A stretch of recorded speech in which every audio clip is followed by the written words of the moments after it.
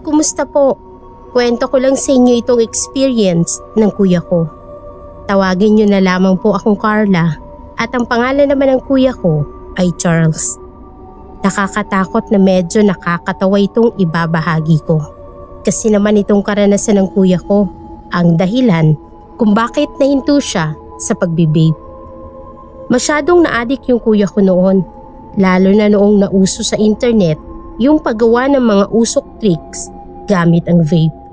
Sa katunayan ay ilang beses na siyang pinagsabihan ng mga magulang ko kasi yung bunso namin ay hinihika. Baka makaapekto sa kalusugan ng kapatid namin, pero wala po talaga. Masyado talagang matigas ang ulo. Hanggang sa nangyari na nga po ito. Si Bunso, inatake ng hika. Tapos galit na galit si Mama kasi panay hit-hit pa rin si Kuya dahil sunod-sunod na lumalabas ang usok. Kaya naman pinapuntahan sa akin ni Mama si Kuya at sabihing huminto muna sa paghit-hit. At gulat ako, puro usok sa sala tapos amoy strawberry. Pero wala roon si Kuya. So ang akala ko, tumakbo si Kuya para hindi mapagalitan. O baka naman ay lumipat lamang ng pwesto. Mabilis naman na nawala yung usok kaya sinabi ko kay Mama na umalis si Kuya. Pero hindi na raw siya nagbe-vape nung hinihika ang kapatid ko. Akala namin ay nagsisinungaling siya at akala naman ni Kuya ay niloloko lang namin siya. Hanggang si Kuya na po ang naka-experience talaga. Umaga ito noon. Lahat po kami nasa sala at linggo po yun. Kaya nanunood kaming buong pamilya ng pelikula. Nagpopcorn pa nga yung ate ko. Napansin ko yung kuya ko na as usual, hinahanap pa rin yung vape niya. Kasi baka naupuan daw namin. Sa kanya lang naalala na naiwan niya pala ito sa kwarto niya. Nakita ko siyang tumayo tapos pumasok sa kwarto niya at mabilis din siyang tumakbo palabas at yung mukha niya ay takot na takot. Kaming magkakapatid ay tinawanan lang siya. Samantalang si Mama, tinanong kung ano ang meron. Doon niya na sinabi na pagpasok niya ay may maraming usok sa kama niya at inakala niyang may nasusunog. Pero paglapit niya ay naamoy niya yung juice ng vape niya at saka siya tumakbo kasi wala namang tao doon sa kwarto niya. Kaya sino naman daw yung gagamit nun at hindi naman daw yun uusok na mag-isa. Actually, pagkatapos ng ilang oras na mangyari yun ay hindi niya siguro natiis. Nag-vape na naman siya. Biniro ko pa nga. Sige, multuhin ka na naman dyan. Hanggang sa noong natutulog na kami nitong lahat. Pagising namin kinaumagahan ay nakita ko si Kuya na nasa salas ito natutulog. Kwento niya sa amin. Nagising daw siya ng madaling araw sa amoy ng strawberry flavor tapos nakita niya na sobrang usok sa loob ng kwarto niya. Hindi niya sigurado kung naalimpungatan lang ba siya pero may nakita daw siyang paa na nakatayo sa gilid ng kama niya. Sa takot siguro ay itinapon niya yung vape niya tapos hindi na talaga siya umulit. Kasi simula noon, never ko nang nakitang nag-vape si Kuya.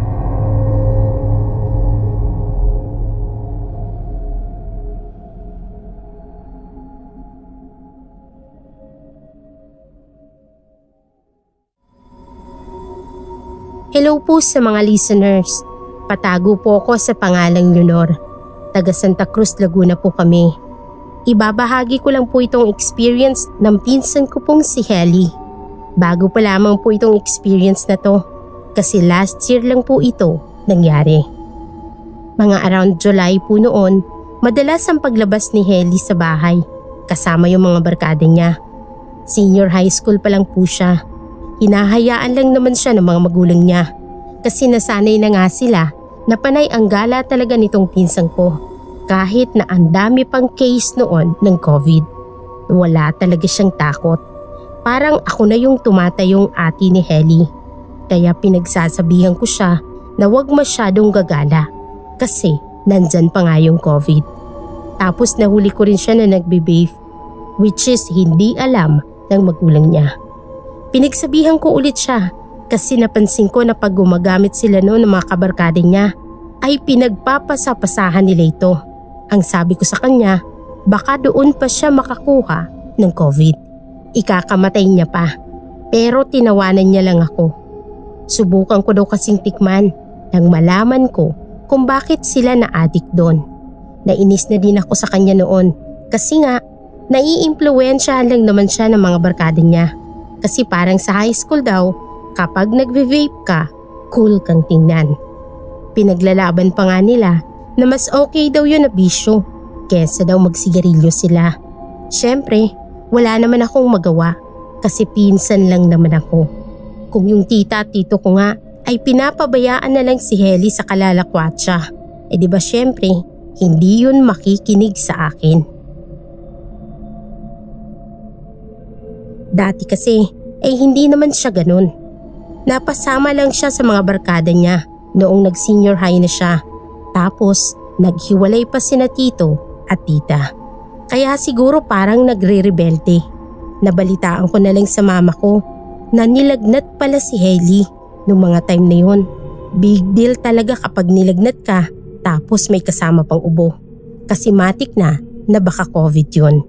Kaya si mama ko ayaw akong payagan na puntahan si Heli dahil mahahawa daw ako. After ng isang linggo, nalaman namin na nag-positive si Heli sa COVID. At ang nakikita kong dahilan kung bakit nangyari yon ay dahil sa pagpapasapasahan nila sa paggamit ng vape. Lalo na nang nalaman namin na nag-positive din yung kabarkada niya. Tapos namatay pa yung isa kasi naging severe yung case niya. Yung isa nakashare ni Hailey sa vape. Hindi alam ni Hailey yung nangyari sa kaibigan niya. Ayaw ipasabi ng mga magulang niya kasi nga baka lumala daw yung kondisyon niya. Nung makarecover naman si Hailey ay ikwinento niya sa akin na nakita niya raw yung kaibigan niya. Tapos nagpanik pa nga daw siya kasi bakit pumasok sa kwarto niya. Baka daw mahawa pa. Kaya pinapalabas niya daw. Pero iba raw ang kinikilos nito kasi hindi daw ito nagsasalita at nagulat na lang daw siya nang imbes na sa pintuan ito lumabas ay sa bintana ito tumalon. Yung kwarto ng pinsan ko kung saan siya nakakonfine ay nasa second floor. Doon niya nalaman na wala na pala yung kaibigan niya. Nakakalungkot daw na nangyari yun. Nagsisisi siya na sana'y nakinig na lang daw siya sa akin. Pero huli na ang lahat.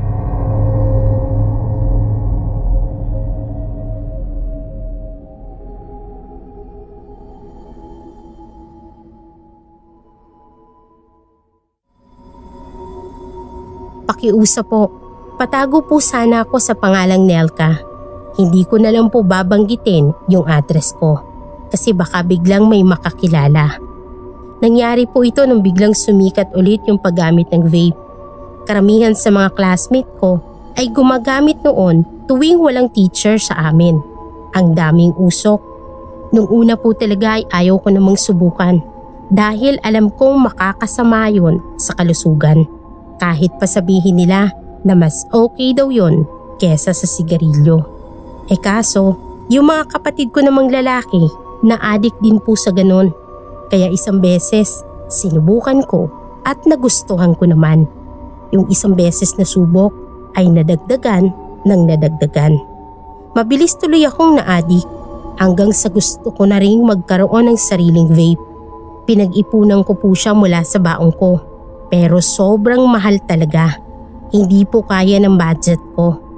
Hanggang sa yung kapatid ko nagsabi sa akin na yung kaibigan niya daw ay may ibinibenta daw. Bali mas mura na lang ang bigay kasi nagamit na daw. Pero maayos naman daw na gumagana.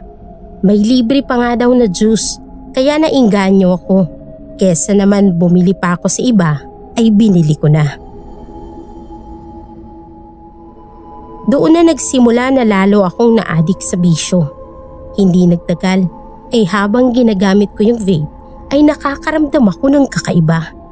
Parang pakiramdam ko sa bawat paghit-hit ko ay hindi ako makahinga na para bang nasasakal ako. Pati sa pagtulog ko, napapanaginipan ko yung mukha ng isang lalaki na inilalapit yung mukha niya sa akin. Tapos ihingahan niya ako sa mukha. Hindi ko talaga makakalimutan kasi sobrang baho po ng amoy. Parang amoy imbornal na may patay na daga. Hindi ko po makalimutan yung amoy na yun. At noon pong nagve-vape ako, hindi ba po may flavor yung juice? Yung flavor po ng juice ko ay bubblegum. Pero pag hitit ko, imbis na bubblegum yung maamoy ko, ay nalanghap ko yung amoy imbornal. Napaubo ako at sinubukan ko ulit. Pero ayaw po talagang mawala nung amoy. Pinaghinalaan ko pa nga yung mga kapatid ko. Baka ako pinalitan. Pero hindi naman daw. Inamoy ko ulit. Pero hindi ko na po nakayanan. Nagsuka na po ako ng nagsuka. Hanggang sininto ko muna yung paggamit dito. Pero hindi pa rin maalis sa panaginip ko yung lalaki na palaging inilalapit yung mukha sa mukha ko. Tapos biglang magbubukas yung bunganga. Nadiskubre ko na lang na yung dating may-ari pala ng vape na yun ay patay na. At ibinenta lang ng kapatid para magkapera. Inis na inis ako. At the same time, sobrang nandiri ako. Kahit sino naman siguro na malaman mo na lang bigla na yung ginagamit mong bagay ay sa patay pala. Kinausap ko mismo yung nagbebenta sa akin. Umamin naman ito na namatay na nga yung kapatid niya. Nang ikwento ko yung panaginip ko, tapos inilarawan ko yung itsura, ito na mismo yung nagsabi na kapatid niya nga daw yung nakikita ko. Kaya naman kinilabutan ako ng sobra. Kaya naman pala minumultaw ko. Ang ginawa ko, ibinalik ko na lang ulit sa kapatid yung vape at sinabihan na wag na sanang ibenta sa iba kasi makakadisgrasya pa sila. Nung ibinalik ko naman yung vape ay nakatulog na ako ng maayos. Lesson learned na lang siguro para sa akin na wag basta bumili ng mura. At isa pa, totoo talaga yung kasabihan na kapag may bisyo ay malalagay ka talaga sa peligro.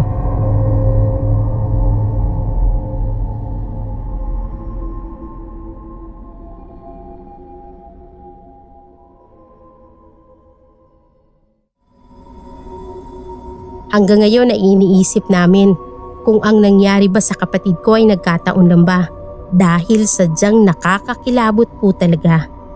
Itago niyo na lamang po ako sa pangalang Vivian.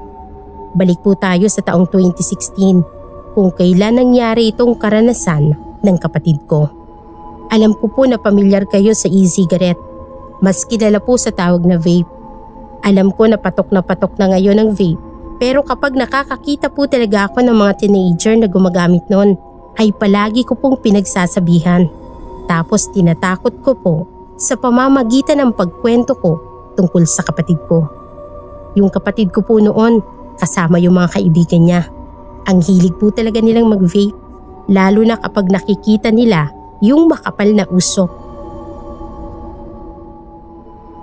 12 years old po ako nito, tapos yung kuya ko naman, 17 years old.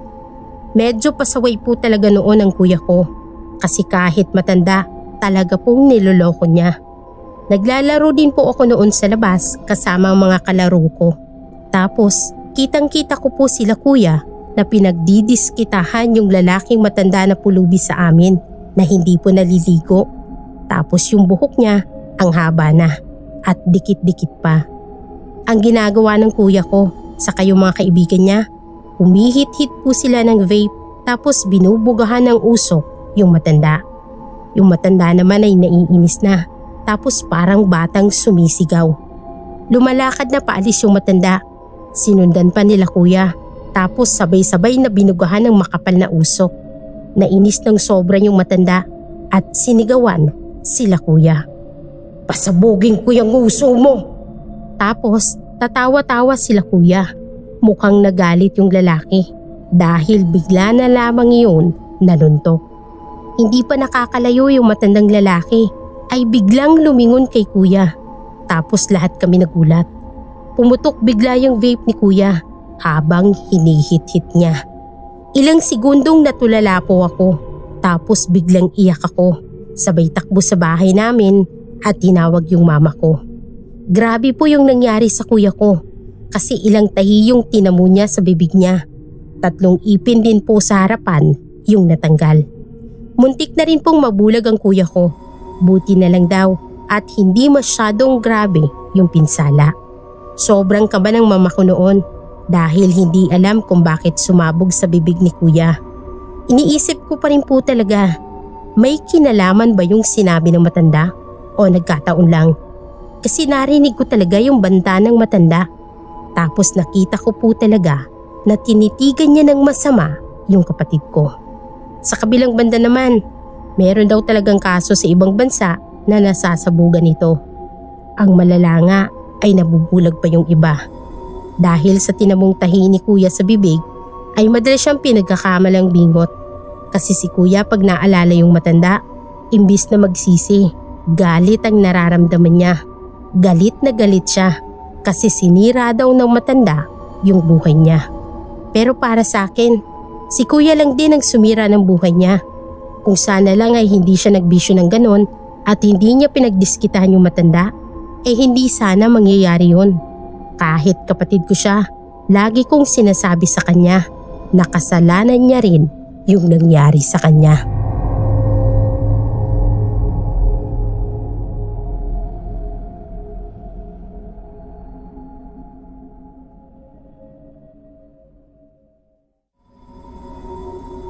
Hello po sa inyong lahat mga kapasta. Ako po si Tamaya ng Quezon City. Narinig ko lang itong kwento na to sa boyfriend ko na dating nagtatrabaho sa isang vape shop. Pangalan po pala ng boyfriend ko ay Alvin. May naranasan daw siyang hindi niya maipaliwanag. Parang paranormal activity daw. Kwento niya, habang nagbabantay siya sa shop ay mag-isa lang siya. May bata daw na sumisilip-silip sa glass cabinet kung saan nakadisplay yung iba't ibang kulay ng vape. Pero pag may makikitang padating na customer ay agad daw na nagtatago sa gilid yung bata. Sakalang lalapit ulit kapag wala ng tao. Nagulat daw yung boyfriend ko kasi yung bata itinuturo yung vape na tila gustong gusto niyang bilhin. Parang nasa 8 years old pa lang daw po yung bata kaya katakataka talaga na bumibili ito. At isa pa, may policy sila na bawal pagbentahan ng mga bata.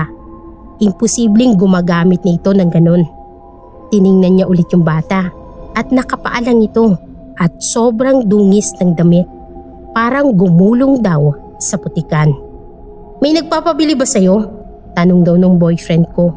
Pero umiling daw lang yung bata. Tapos pagkasabi ng boyfriend ko na hindi pwedeng pagbilhan ng bata, ay parang nagalit daw yung bata. Kasi inuntog-untog daw ng bata yung ulo dun sa salamin. Kinabahan yung jowa ko syempre. Lalo na't napakalakas daw ng pagkauntog ng bata. At nagresulta pa ito ng pagkabasag bahagya ng salamin. Saka tumakbo yung bata. Hindi na daw nasundan pa ni Alvin yung bata kasi wala namang ibang tao sa shop. Hanggang sa maghapon na, wala na daw masyadong customer. Kung meron man ay mangilan-ilan na lang. Hindi niya napansin na yung bata ay nasa loob na ng shop.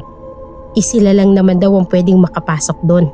Kaya nagulat siya at nakasuot yung bata sa mismong loob. Di tinanong niya naman kung papaano nakapasok. Nang makita niya ang bata ay mabilis na tumakbo palabas.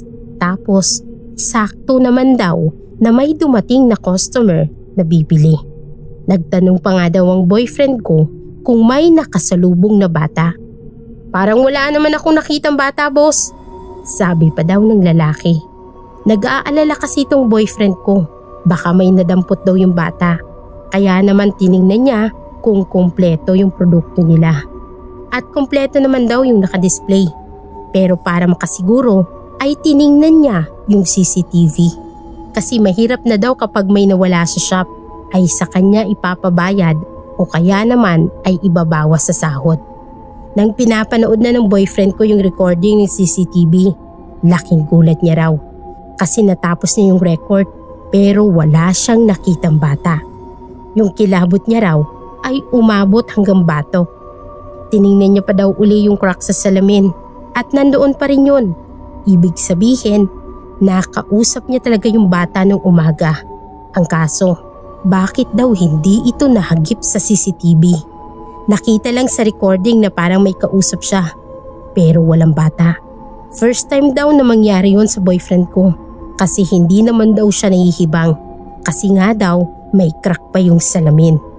Ang mas nakakagulat pa, nang maikwento daw ito ni Alvin sa boss niya. Hindi na daw nagulat yun dahil alam na pala nito yung patungkol dun. Ang sabi pa nga raw, matagal na raw na palaging bumibisita yung bata. Ibang shop pa raw noon yung shop nila ay nandun na at nagpapakita yung bata. Pinangalanan pa nga daw nila itong Kiko. Hindi naman daw nananakit si Kiko pero madalas ay naninira ng gamit. Curious yung boyfriend ko kung ano ba talagang nangyari sa bata. Pero wala naman daw alam yung may-ari mismo kung ano yung kwento ng bata, kung bakit ito nagmumulto dun. Siguro mga 7 buwan lang ang itinagal ng boyfriend ko sa shop pero hindi na daw nagpakita pa uli yung bata.